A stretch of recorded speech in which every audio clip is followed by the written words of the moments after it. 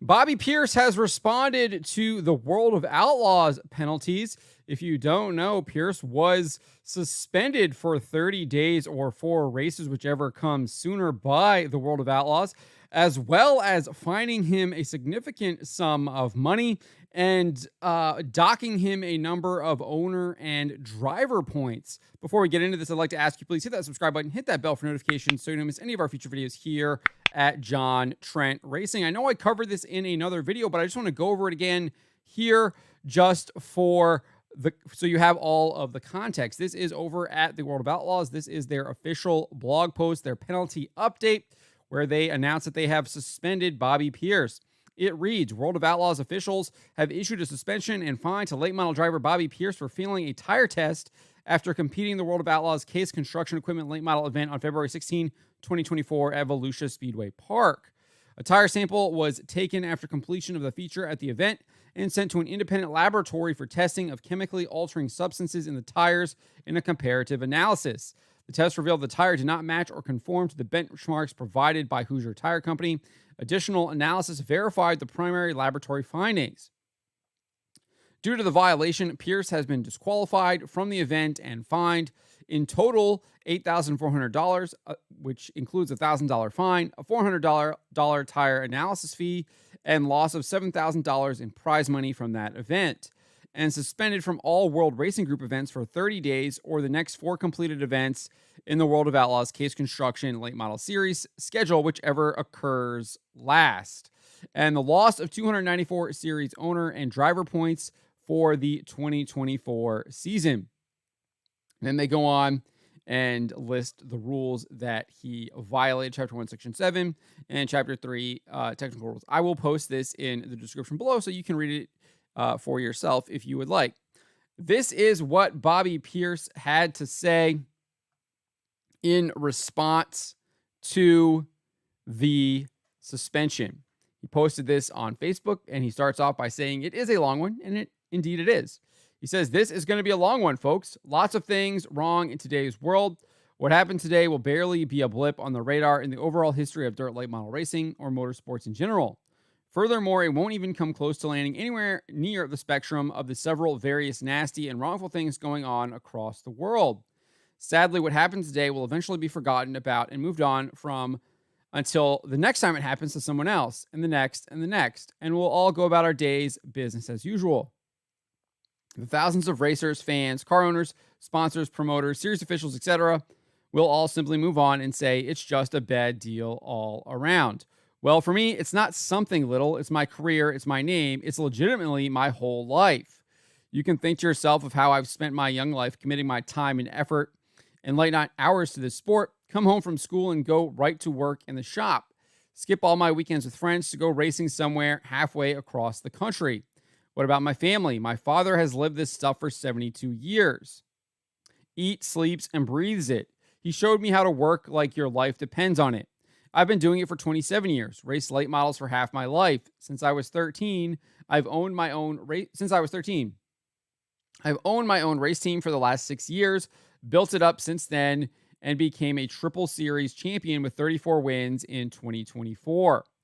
Bob has taught me everything I know, and he's been to every single race. He's taught me how to race with passion, race with heart, dignity, pride, and a fire that burns inside me, which is probably why I'm so damn competitive. He's taught me just about anything there is to know about racing, but you know the most important thing he's taught me about racing? It's how to beat the racers across America fair and square. I'm proud to say I've become the number 1 ranked late model driver, and with a legal car. No tire dope, no traction control, no trick right rear shock, no trick suspension. And I'm not saying anybody else does it either. All of our livelihoods depend on running a legal car.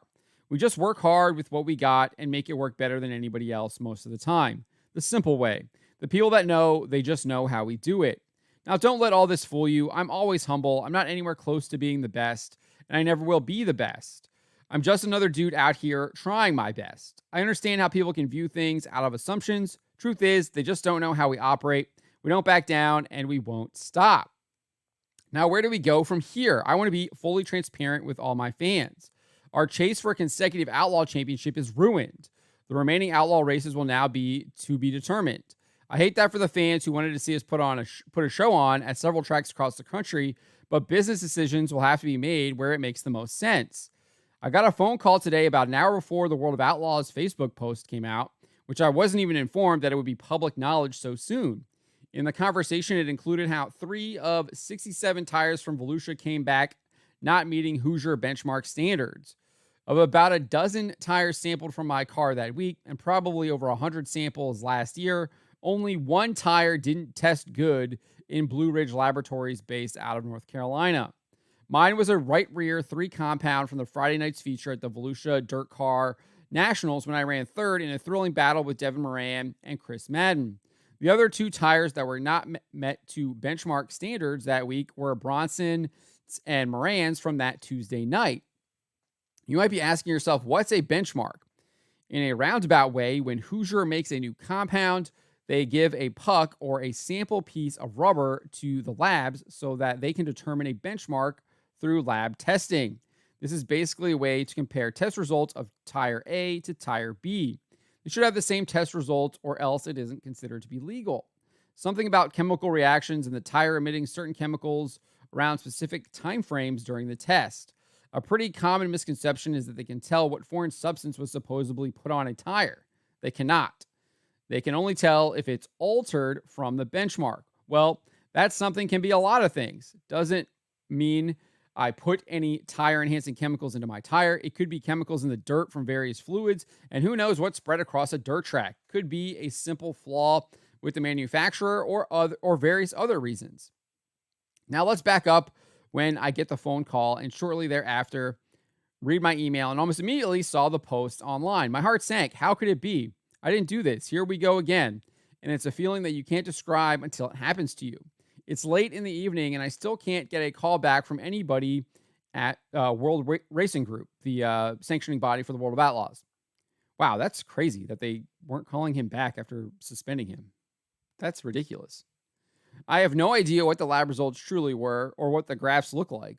I've had no explanations. The public should be able to know what is going on, but especially me. I agree. I don't think they actually gave a fair explanation. They should post that research and show exactly what he failed.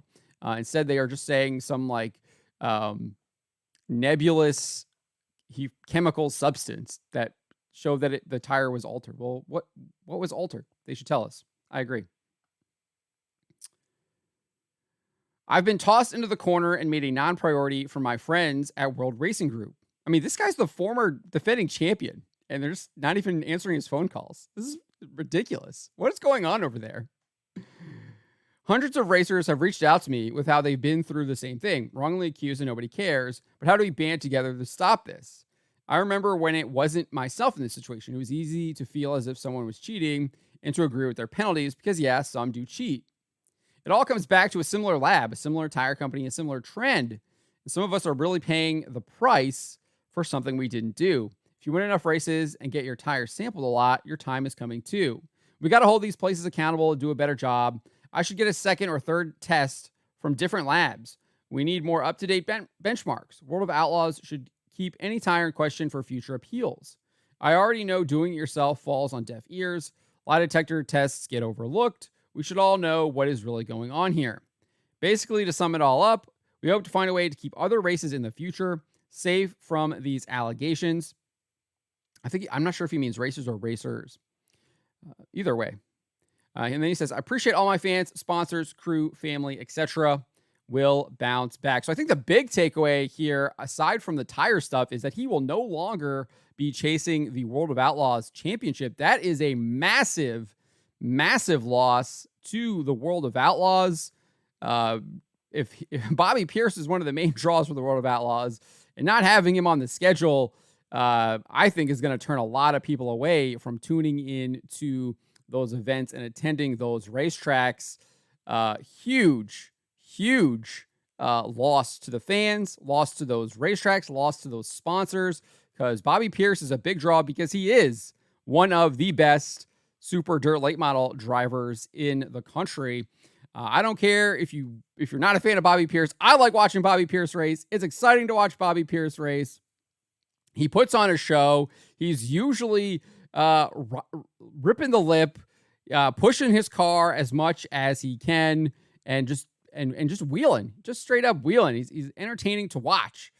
He is someone you want to watch on that track. So that is probably the biggest takeaway. And then obviously, I think the second biggest takeaway is the lack of transparency. And this is something I've been talking about with the NASCAR Cup Series. I feel like these sanctioning bodies need to be transparent I've been talking about just from a fan's perspective, but Bobby Pierce is here saying that the World Racing Group isn't even answering his phone.